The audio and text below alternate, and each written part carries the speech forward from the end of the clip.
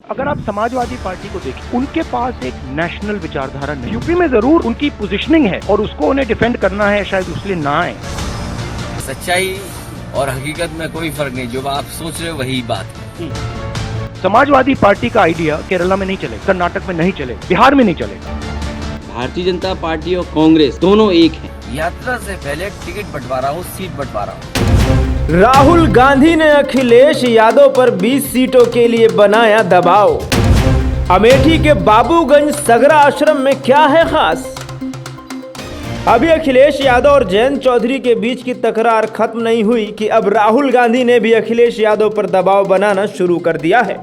उत्तर प्रदेश में कांग्रेस ने एक बार फिर से समाजवादी पार्टी पर 20 सीटें देने का दबाव बनाना शुरू कर दिया है।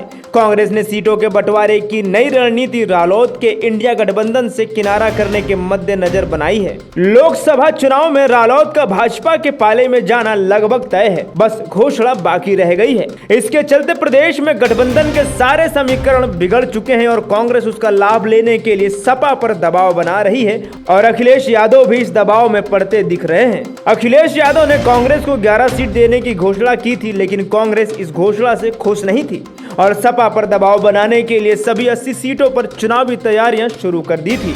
कांग्रेस उत्तर प्रदेश में कम से कम 20 सीटों पर चुनाव लड़ने की तैयारी कर रही थी, लेकिन अखिलेश यादव की घोषणा के बाद दोनों दलों के बीच खींचतान बढ़ गई थी।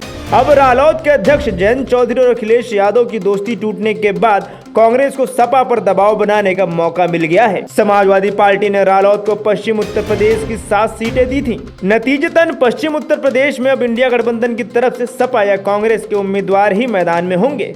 कांग्रेस ने अखिलेश यादव को नए सिरे से 20 सीटों के नाम भेजे हैं। राहुल गांधी की भारत जोड़ो न्याय यात्रा में अखिलेश और राहुल की मुलाकात अमेठी में होना तय है। इस दौरान उत्तर प्रदेश में सीटों के बंटवारे पर अंतिम मोहर लगाने की उम्मीद भी है। यात्रा के उत्तर प्रदेश से जाने के बाद सीटों की औपचारिक घोषणा भी कर दी जाएगी।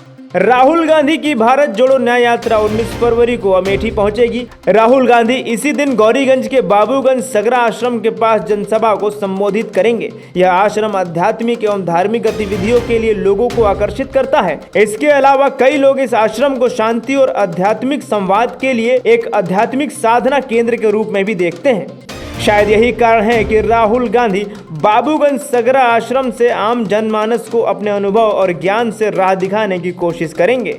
राहुल गांधी की जनसभा में ज्यादा से ज्यादा भीड़ जुटाने के लिए अमेठी के अलावा सुल्तानपुर और रायबरेली के नेताओं को जिम्मेदारी सौंपी जा रही है। राहुल अमेठी में ही रात्रि विश्राम करेंगे। इसके बाद 16 फरवरी को यात्रा चंदौली से उत्तर प्रदेश में प्रवेश करेगी। चंदौली में रात्रि विश्राम करने के बाद अगले दिन 17 फरवरी को गोलगड्ढा मंदिर मार्ग से यात्रा प्रारंभ होगी और वाराणसी पहुंचेगी, क्योंकि मंदिर मस्जिद से ही भारत के नेताओं की आस्था की शुरुआत होती है। 18 फरवरी की सुबह यात्रा भदोही से शुरू होगी और प्रयागराज पहुंचेगी। 19 फरवरी को यात्रा प्रयागराज से शुरू होकर प्रतापगढ़ होते हुए अमेठी पहुंचेगी। इस भाग दौड़ भरी जिंदगी में थकना मना है और जो थक गया वह नेता कैसा।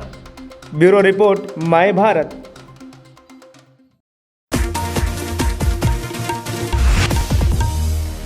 देश का सबसे बड़ा राज्य उत्तर प्रदेश,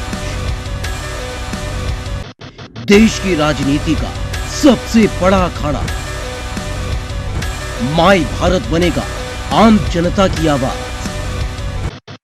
अब होगी हर खबर की जमीनी पड़ताल। जुड़े रहिए सिर्फ माय भारत के साथ।